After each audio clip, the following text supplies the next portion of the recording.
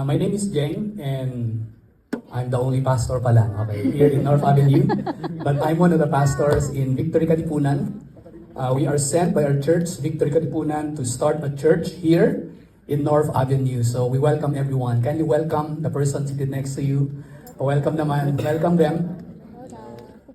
We are continuing our series, Jesus Greater. Can you say that, greater? Greater. So sa susunod na 10 weeks pa, okay, pag-usapan natin, ano nga ba ibig sabihin ng Jesus Greater?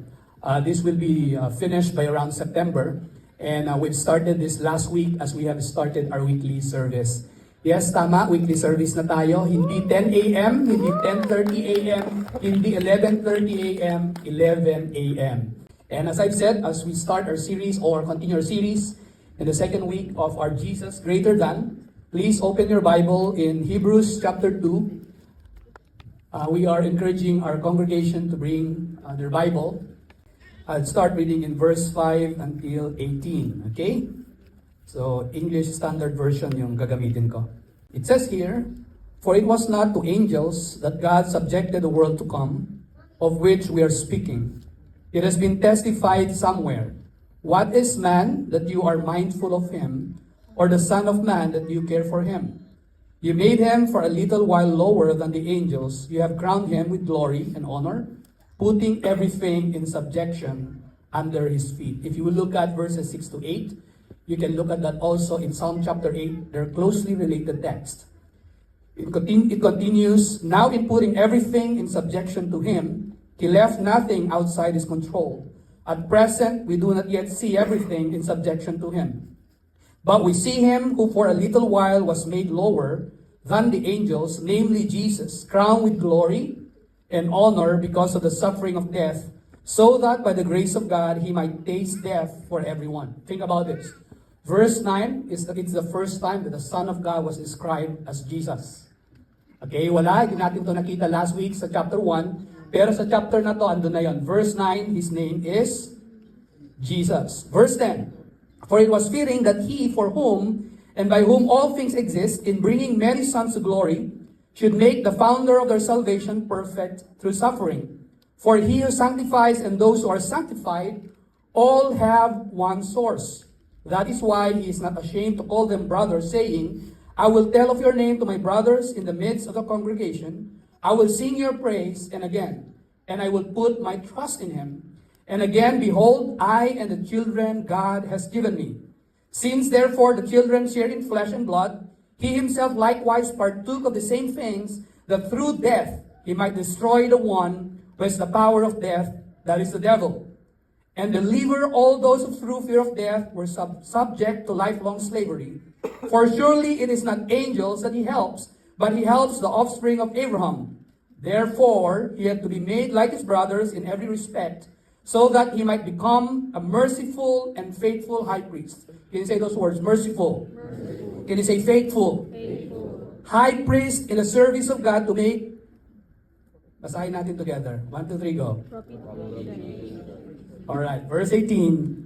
"For because he himself has suffered when tempted, he is able to help those who are being tempted." Lord, maraming salamat sa iyong salita ngayong umaga. I pray, Lord, that you will give us the ability to understand what you have to say. Lord, bigyan mo kami ng desire na makilala ka through this text. Lord, whether first time namin or parati namin naririnig who Jesus is, I pray that you will use this moment for us to have an encounter with you. Lord, thank you that you are at work in our lives. Lord, even at this time as we begin the preaching, I pray for those who are sick, would you bring healing to them? I pray for those who are seeking for direction. I pray that you give them the ability to respond right and take the risk. And by faith, they will follow your voice.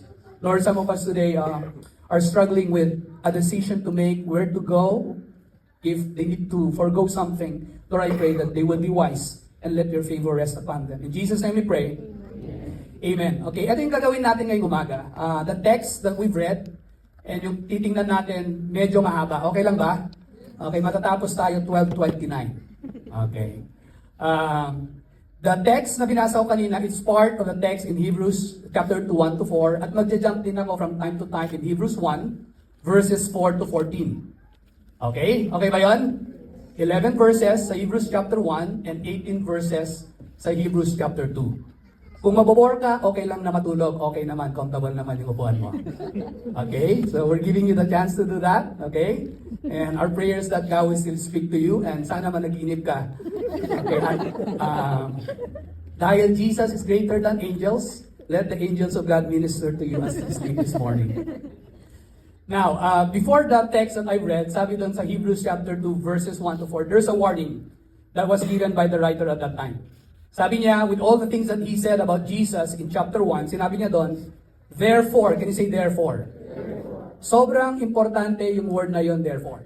Kasi nanggagaling siya sa isang statement or content, and the writer is translating to something that would affect the way they live their lives, especially the Jewish Christians at the time. Sabi niya doon, pay much closer attention to what we have heard, lest we drift away from it. Sabi niya, ito yung warning. There is a tendency for each one of you to drift away from your faith. Okay? Nalala nyo, pinagdaanan ng mga Christians during the time, last week sinabi ko, ang dami. They were discouraged, they were dishonored by people, and the same faith, the same message that they had, it's the same message that caused them to run away and say, and question their faith and ask God, tutuloy pa ba namin yung walk namin kay God? Pay much closer attention. Can you say that with me? Pay much closer attention. Ilan sa dito mahilig mag-trail hike? Come on, trail hike or any kind of hike lang. Come on, raise your hand. Yung iba, okay na. Road bike, okay na ako. Trail bike, you can use that for trail. One time, nag-trail hike kami sa Baguio, and if you're familiar with the yellow, blue, and red trail, sa John Hay, sa loob ng John Hay mismo, it was our second time na ginawa namin. Yung first time, sobrang smooth lang. Kasi mayroon kasing kasama at that time. Pero the second time around, when we were doing this, I was with my family and with some friends. We were confident na kaya naming ma-reach yung end ng yellow trail. Yellow, okay, yung pupuntahan namin. Hindi red, hindi rin blue. Okay, it should be the yellow trail. So confident kami. So we move and we said together, okay, consistent lang tayo, diretsohin na natin to. Pero in the middle of the crossroads where we have seen this sign, red, yellow, blue, dahil sobrang nipis, okay, yung path na ito-take mo, we take a different path. Feeling namin, sagat namin kasi, siguro, eto yung yellow na to. Sobrang confident pa, no? Kasi yung una tumulong sa amin, iniwang kami. At nauna kasi may appointment. Sabi namin, wow, thank you for being here. Ikaw pa yung nag-lead, tapos iniwang mo kami. So we ended up lost during that time. Kahit feeling namin, tama yung daan, kahit pakiramdam namin, yun yung dinaanan namin last time, to the point na nadulas pa ako with our child. Okay, si Liana noon at that time. Nadulas ako, sobrang sakit. Okay, I was at that time, sabi ko sana, tama yung route na tinake namin. But we ended up sa Red Trail. Sa dulo ng John Hay, na malapit sa, what do you call that company again? Mog. Company, doon na kami lumabas, sumakay kami ng jeep at saka taxi going to John Hay pabalik. And when I was thinking about that, sobrang intentional kami at alam namin tama yung tinahak namin. But no matter how sincere we were sincerely wrong. Okay? We were drifting from the path that we are supposed to take. Now, if you think about the context of the believers during that time, they were at crossroads. They needed to choose the path if they will continue their walk and faith in Jesus. Why? Kasi minority sila. Hindi lang minority, madaming pinagdadaanan at issues sa buhay. The moment they put their faith and trust in Jesus, things change. Yung hindi nila ina-expect na mangyari noon, nangyayari, mas aware na sila sa problema nila. Yung katabi mo, the moment naging believer ni Jesus, mas aware na yan sa problema. Tama ba? And that's the situation that they had. And the choice that they had to take was this, to continue or to give up. That's why the author, the writer was saying, pay careful attention that you may end up losing the path that you have taken from the beginning. Sabi niya, pay attention, hindi lang.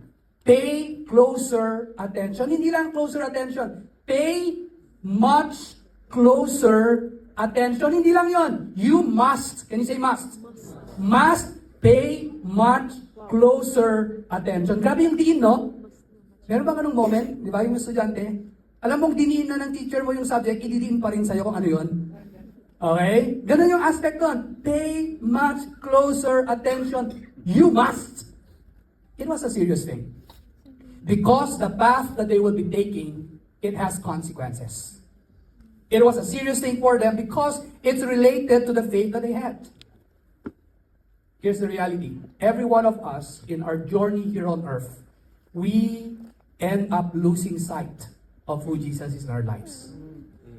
We have that tendency, we have that proclivity, we have that tendency to say, God, should I continue? Should I give up? Should I not share my faith anymore? Nahirapan na ako, ang dami nangyari sa buhay ko. And we'll start to drift. Familiar ba kayo sa 1 in 60 rule? Okay, mayroon akong photo dito na sabi nila, kapag nag-veer away ka daw from your starting point or destination, from your starting point, pag nag-veer away ka ng 1 degree lang, okay, you end up, okay, to a different destination. Ganun yung sinasabi ng Hebrew writer. The moment you take a step 1 degree, you end up losing the destination that you are supposed to be taking. Okay? Yung iba sa inyo, mahilig sa seawater. Magbakasyon sa mag-swimming, tama. Kung nasubukan nyo, tumayo lang kayo sa shore with the water, konting touch lang naman ng water, di ba? After a while, napapansin mo, parang lumalayo na ako sa shore. Nag-observe ba kayo? Or ako lang nag-observe? Di ba? You're enjoying the sight, the scenery, the waves, the wind, you're enjoying. After a while, parang ang layo ko na. The people were drifting away, and they were about to lose their sight of Jesus. That's why the author says, pay careful, much attention to the message that have been declared by the angels. What's the message? Jesus. Can you say Jesus? Tanong natin, pinag-usapan natin Jesus and angels, anong connection yan? Okay, sa text na binasa natin, and even in the first chapter. Here's the thing, we can lose sight of Jesus in terms of Him being compared to angels. Yung iba sa inyo, may paniniwala bilang anghel, okay? Sabi mo sa kanan mo, okay? Magbilang anghel ka sana. Okay? Okay? Sa kaliwa mo, sabihin mo, mukha kang anghel ngayon. Okay? Now, Hebrews 2, verses 5 to 8. Sabi niya doon, it was not to angels that God subjected the world to come. Kinote niya yung Psalm 8, and you made Him for a little while lower than the angels, and you have crowned Him with glory and honor. Sometimes pag binabasa mo, Hebrews chapter 7, sabi niya doon, you made Him a little lower than the angels for a while. Pero sa chapter 1, verse 4, you're saying that Jesus is supreme to angels. But how come you're telling that at this point in Hebrews chapter 2, verse 7, bakit si Jesus lower than the angels at this time? But don't forget the phrase, for a while. Okay, can you say, for a little while? Sobrang importante yon, okay? Huwag ko munang sagutin para makinig kayo, hindi kayo matulog. That sounds a contradiction. Chapter 1, verse 4, Jesus is superior to angels. But right now, Hebrews chapter 2, verse 7, He seems like little lower than angels for a while. Okay, sa Hebrews chapter 1, verses 4 to 14, kinompare niya or kinontrast niya kung sino ang angels at si Jesus. Pag-usapan natin, sa kanila, sa culture nila, sa community nila, ano nga ba yung pananaw nila about angels? Excited pa kayo malaman kung ano yung tingin nila? Kasi yung mga Jewish people did before, they were curious and they were interested about angels. Not balulu. Okay, hindi alam yon. Okay. Labubu pala. Okay. See. I'm just checking. Labubu, okay? Some of you parents, ano yon? Okay, tanungin niyo yung mga anak niyo, kung nakagastos sila ng more than 400 pesos, medyo mahal yung binili nila. Now think about that. Ano nga ba? Sobrang curious, sobrang interested sila about angels. And several times makikita nyo yung angels sa Gospels. Tama ba? If you're reading, if you've been a Christian for more than 5 years, mababasa nyo about angels. They are supernatural beings. Okay? Ngayon, sinabi mo sa katabi mo kanina, you look like an angel, pero hindi yan supernatural being na. They were curious. But for some, when they were reading this, they thought like that Jesus was less than the angels. They thought, in terms of might, in terms of position, in terms of power, Jesus is less than angels. Yun ang iniisip nila. To some, in fact, hindi lang less than angels, Jesus is equated to angels. They're saying, we've been used to the story of God sending angels in the Old Testament. Could it be that Jesus is also an angelic being? They tried to equate Jesus to them and with them at the time. And we can see here that they were wrong because they were saying the same nature that the angels had is the same nature that Jesus had. But the writer says, no, no, no. Jesus is not less than angels. Jesus is not equal to angels. But Jesus is greater than angels. Can you say greater? Greater. Sa culture natin, ano yung pananaw natin sa angels? In fact, sa culture natin, mayroon tayong naming convention. Tama ba? Okay. Sino dito may pangalan na Angel Angelica? Meron ba? Wala, okay? Walang anghel ngayong umaga. Okay, di ba? Usually we use that name, angel. There's something there. Or yung favorite nating pizza. Ano yan? Second photo, di ba? Especially the cheesy one. Okay, sarap niyan. I cannot drop it kasi wala namang bibigay sa akin after eh. Free advertisement to, okay? Di ba? Meron tayo nun. Meron tayong naming convention. Okay, ng angel. And usually, kapag nag-name tayo, there's something there that's connected to an unspoken hope. Bakit pinangalanan ng kapitbahay mo yung anak niyang angel? Because there's a reasoning behind it. Bakit pinangalanan ng isang store, yung store niya na angel, connected yon? There's a naming convention that we say, there's something else about the name, about this store, and about this person at that time. Secondly, sa culture natin, it's a religious imagery, right? Yung iba sa inyo, di ba? May collection kayo sa bahay, okay? Okay? Religious imagery. Kasi thinking natin, pag meron yung anghel dito, my presence. My power. Okay? There's something about this figure. There's something about this concept that you have. It's as if, okay, it's as if, kapag may anghel, nakapag-decide ka ng maayos. Nasubukan nyo na ba yan? Okay? That's where ang anghel, kumusta? Mag-decide ako ngayon eh. Siya na ba or hindi pa? Ayun. Di ba? The decision making. Not only that, it's as if when we have an imagery of an angel, feeling natin comforted tayo. Kung meron lang akong labubo angel thing, I will be comforted, I will be protected, and wherever I go, there's something about that. That's our imagery about angels. Kaya yung iba nga, di ba, they worship Saint Michael. Why? Because Saint Michael is now equated to God, to Jesus. Because Saint Michael was a popular person in the book of the Bible that says he's the one bringing protection against evil. Not only Saint Michael, but also Saint Raphael. Some people would say he brings healing. If you go to Angel Rafi, okay, lagi ko na. Okay, he can bring healing. There's safe travel. Okay, kailangan mo ng safe travel. Di ba? Dahil sa news na panood mo ngayon, you call on Angel Raphael. Or maybe Saint Gabriel. For new messages, your new beginnings. Ano nga ba yung bagong message ngayon? Saint Gabriel. Sabi mo naman. Things in life. Religious imagery. Not only that, cultural symbolism. Anong ibig sabihin nun? Angels become spirit guides or energetic helpers. I don't know for you, okay, but many times we have this concept about angels that we end up equating them to be Jesus, that they become the source rather than seeing them as one of the created beings of God. Yung angels nila, card readings. Basahin ko lang to. Ito na yun. Ang anghel ay nagsabi. Card readings. Angel meditation. Crystal work.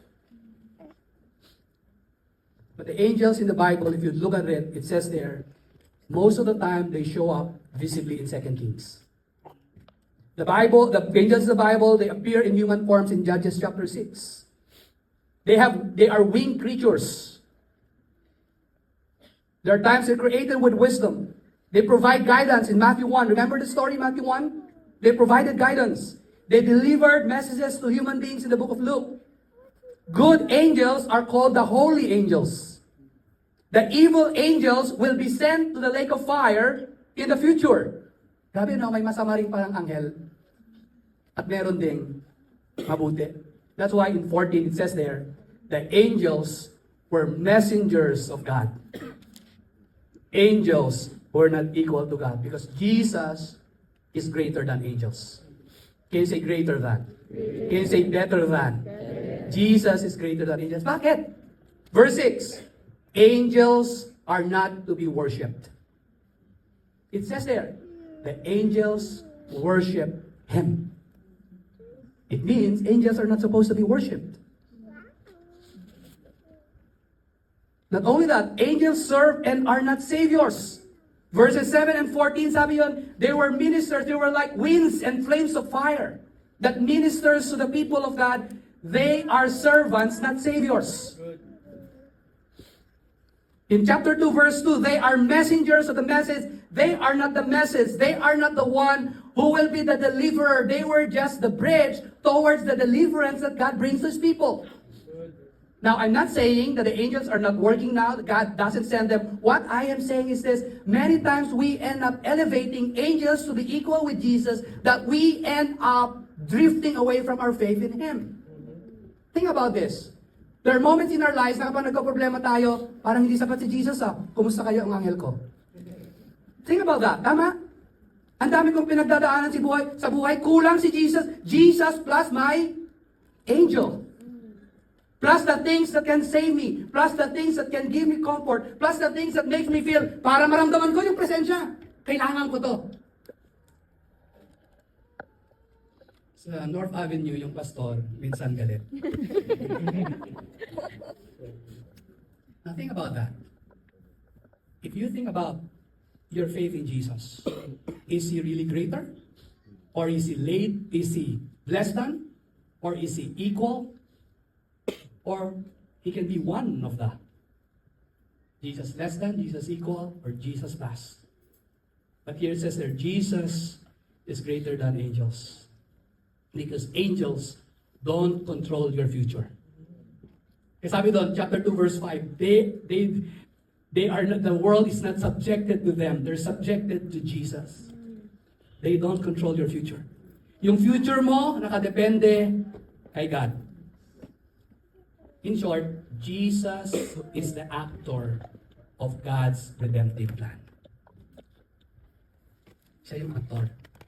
Lahat extra sa side. Lahat secondary. He is the priority and primary in our lives. Bakit siya yung actor? 3 thoughts. First, unmatched worth. Can you say unmatched worth? Kung babasahin nyo sa Hebrews 1, 4-7, dinescribe doon. Sabi niya, He's superior. Sabi niya, you are my son. You are superior than angels. Let all God's angels worship Him. Verse 7, He makes His angels winds and His ministers a flame of fire. He sends angels to minister. It means He has an unmatched worth.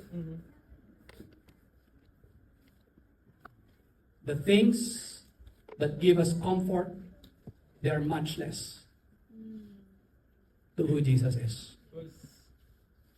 The things that we hold on to that gives us significance, they're less than what Jesus offers, unmatched worth. Now, I want a participation para magising kayo. What's your most valuable possession now? Shout it out. Alam ko si Jesus, aside from Jesus, okay? What's your most valuable possession now? Phone. Car, phone, family, what else? Why are they worth it? Bakit worth it? They're important, they're valuable, because there's something there that God gives us that makes us see how God is working in and through us, and we enjoy those blessings, right? Yes. But many times, we end up elevating them and letting Jesus be secondary. There's one time, I think yung panganay namin, or yung pangalawa, I need to say that, I need to speak Tagalog, sana hindi nila maintindihan. Okay. Okay, merong moment, isang Monday, at usually Monday noon, mag-groceries kami. So ang ginagawa namin, usually we get our ATM card, and we go out as husband and wife para mabili. Pero, sobrang, sa moment na yun, hindi namin alam bakit nawala yung pinaka-worth it na ATM card at that time. Sobrang bol-bol, sabi namin, hindi tayo makakabili kung wala yung card na yun. So, inanap namin. Okay? Yung sofa namin, binaliktad ko, yung nakaipit sa sofa. Alam mo yung, may magic sofa ba kaya na parang pag lumusot, wala, andun na talaga forever. Okay? Tingnan namin yung sofa, tingnan namin yung kitchen, tingnan namin lahat ng places, nasa unan ba? To the point, sabi na, huwag na tayo mag-groceries na wala yung pinaka-importante. Kasi pinaka-importante, siya yung magbibigay ng solusyon para makabili tayo ng groceries, para makakain tayo this week, para makakain tayo ng masarap. We give it up and say, walang pag-asa. After a few hours, nag-change ako ng diaper ng anak ko. Pagkabukas ko, andun yung red na card. The card was worthy of my time to find that because I know that the card can help me with what I needed at that very moment.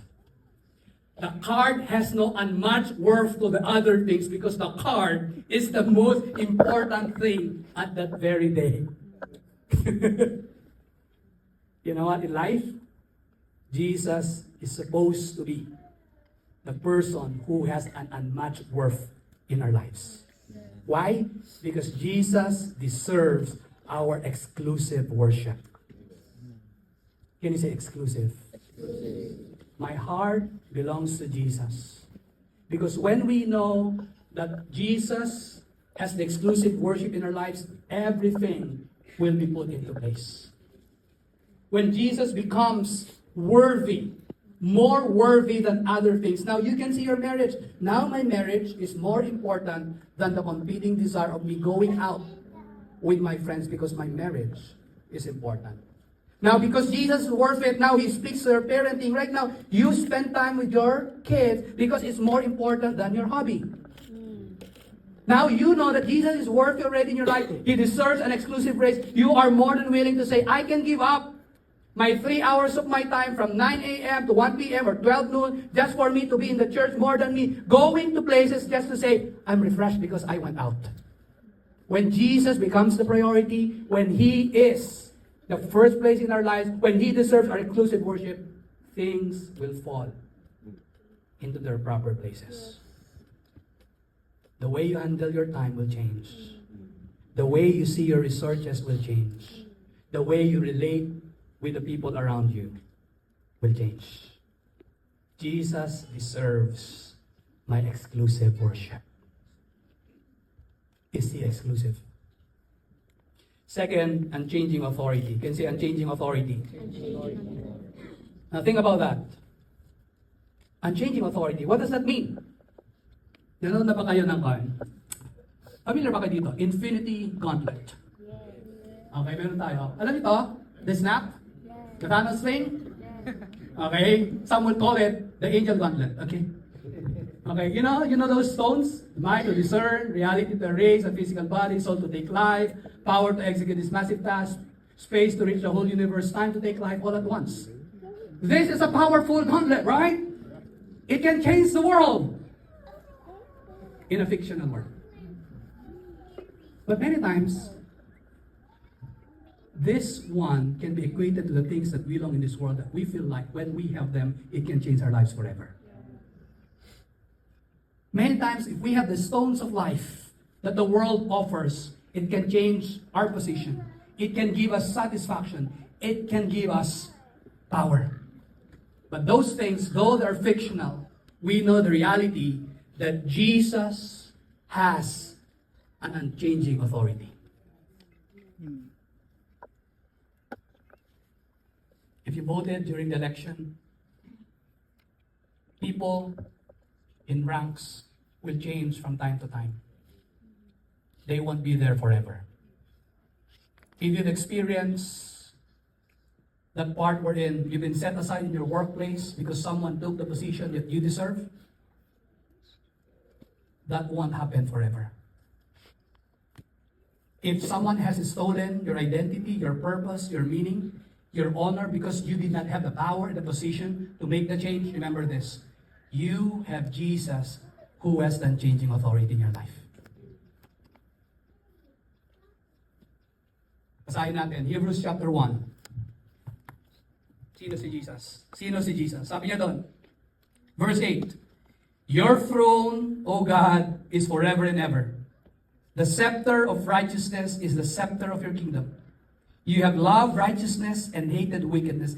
Therefore, God, your God, has anointed you with the oil of gladness beyond your companions. In verse 10, You, Lord, laid the foundations of the earth in the beginning, and the heavens are the work of your hands. They will perish, yet you... Can you say the word remain? Say remain. Now think about that. The things that you have, the possessions that you have, they may perish, but Jesus will remain forever. The positions that you hold now, they will be there for quite some time, but they will be gone someday. It's okay. Jesus will remain forever. Jesus will remain forever. It says there, they will perish, but you remain. They will all wear out like a garment. The fashion style that you have, it's okay. It will be gone forever. It will change after 2 years. But Jesus won't wear out. The robe that you wear, they will be gone. The garment that you wear, they will be changed. But it says there, but you are the same. Can you say that? You are the same. The God who created the heavens and the earth is the same God who is concerned about your life because He had an unchanging nature and power and position over the earth that says your purpose is not defined by what people say about you. Your life is not defined by what people have done in your past. Your situation is not defined by the things that you do now. You are defined by the person who has an unchanging authority over your life. That's the Jesus that you serve. That's my Jesus. How would you respond if you have that kind of Jesus in your life? How would you respond? We rest on the unchanging person and power of Jesus. Some of you have been tired. Because you've lost the power, you've lost the position, you've lost everything because you started following Jesus. Let me appeal to you. Find your rest in Jesus.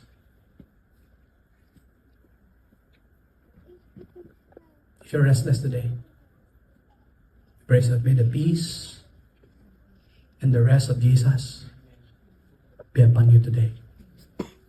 Quickly, if you're carrying a burden right now that's so heavy, can you quickly raise your hand? I'll pray for you. Raise your hand.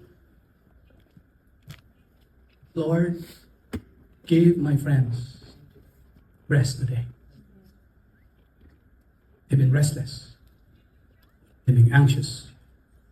And we are releasing that, our control, and trusting you.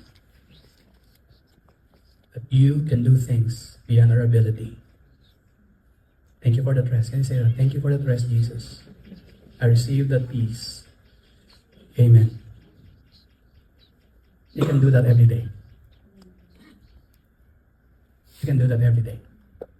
Lastly, ultimate Savior. Can you say ultimate?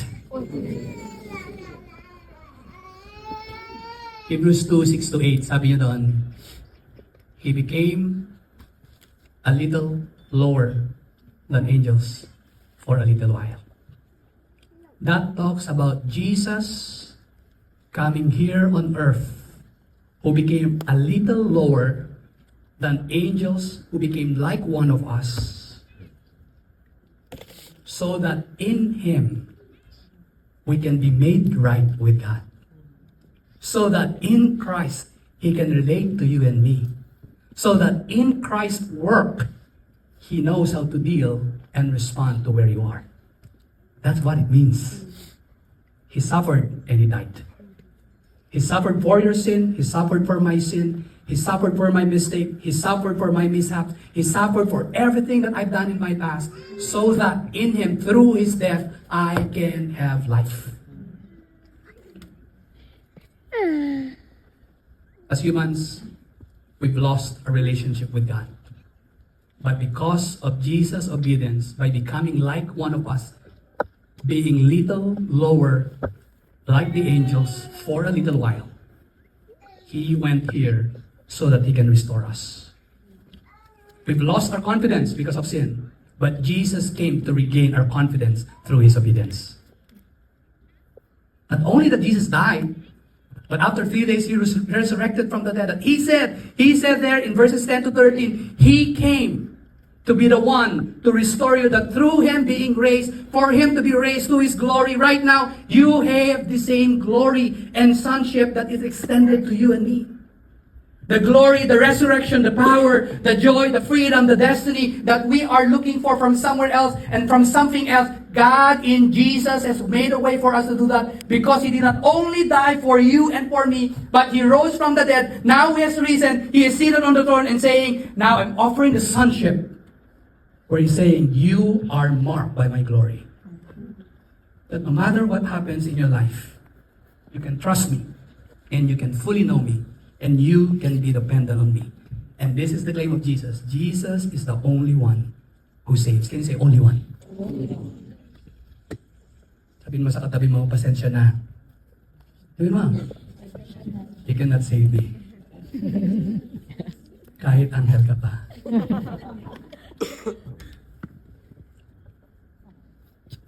He's the only one who saves because He says there, He gave us freedom from death, from the fear of death. Some of you, you're afraid of your future. You're afraid of death because you don't know where you're going after.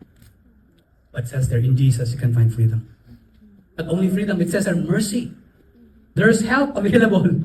The help that God offers for the angels is the help for those who trust in the offspring of Abraham, to those who believe in Jesus. There's mercy, there's help, there's an available source that you can tap into, that you can experience every day because of Jesus. So your response, draw near to Jesus anytime. You can say anytime. You can say anywhere. You can do that. Because that's the Jesus that we have. Jesus is greater than and better than angels. And much worth, unchanging authority, ultimate Savior. Let's pray. Lord, thank you for this morning. Thank you, God, for speaking to each one of us. Lord, maraming salamat ng mga salita mo buhay. Kaya kaming baguhin. Yung salita mo, sinishake yung buhay namin.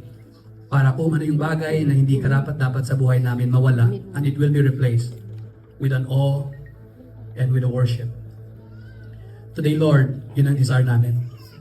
If one point in our life we've tried to find an answer somewhere else or from someone else than you, Jesus, we say forgive us. We repent for letting other things replace our hearts, just like angels. Just like the way we understand angels. Yes, they are ministers. Yes, they are your servants. You can send them anytime, anywhere today. But we pray that we will not miss the point that it is you who is the actor of the plan of the redemption that God has promised from the beginning. We will not elevate how we see angels. We will not elevate the source of our strength above Jesus. But Jesus, you deserve an exclusive worship. Say that today, Jesus. You deserve an exclusive worship in my life. Kung may mga bagay-bagay sa buhay ko na naging secondary ka, naging una yung mga yon, help me change. Baguhin mo yung puso ko. Change my affection, change my desire, change the things that are in competition with your rulership in my life. Yung iba sa amin, di namin napapansin, oras pala. Yung iba sa amin, resources pala. Yung iba sa amin, yung mga bagay-bagay na nakapagbibigay ng comfort, naging final na yung buhay namin. Yun na yung basis ng buhay namin. Kapag meron lang ako nito, okay na buhay ko. Lord, forgive us. Nangyari to sa buhay namin araw-araw. No one's excuse. Na-realize namin to. And minsan, yung anxious response namin, nakadepende rin sa bagay na, sino nga ba? Yung first place sa buhay namin. Today, Jesus, we say, you deserve our exclusive worship. Today also, we rest on the unchanging person and power of Jesus. Jesus, we trust you. And because you are our ultimate Savior, extend mercy once again. Extend mercy once again. If you're here today, you know at one point in your life, you've almost given up. You've been in doubt in terms of your faith in Him. Tell Him today, Jesus, have mercy on me. Let your mercy cleanse me. Let your mercy assures me. Let your mercy affirms me today. I don't deserve anything, yet you're still good and faithful in my life. Thank you, God. You're merciful. You're merciful. If you're here with every head bowed and eyes closed, you know for sure that without Jesus in your life, life will be without meaning and without purpose. Though you can attain everything in this life and you have tasted and done all of those things already, but they did not work out. And Jesus is extending his invitation today and says, I came to die for you in your place. I suffered for you so that you can be made whole. I died for you so that you can live again. I rose from the dead so that you can have the freedom over the things that you are facing. And the response that you have is, give your faith or trust him with your life. If you're here, if you want to surrender your life and give your life to Jesus this morning, I want you to quickly raise your hand. And I pray for you. I see that hand. I see that hand. I see that hand. I see those hands. Pray this prayer with me. Jesus, I need you. Enough of me trusting my own life. Enough of me figuring out what life should be. Enough of me banking on what I have done and on what I cannot do. Right now, I'm trusting you. I believe that you died in my place on that cross so that through your death, there's wholeness in my brokenness. Through your death, there's healing in my sickness. Through your death, there's strength in my weaknesses. From this day on forward, I'm trusting you. I'm giving my life to you. You said that those who believe in you, that who you died, and after 3 days you rose from the dead, you have given them the power to overcome whatever it is that they're facing in this world. Jesus, I'm giving you my life. Help me walk the life that you desire me to have. You have an exclusive role and part in my heart right now. You are above everything. Thank you, God. Thank you, Jesus. Can you say, thank you, Jesus.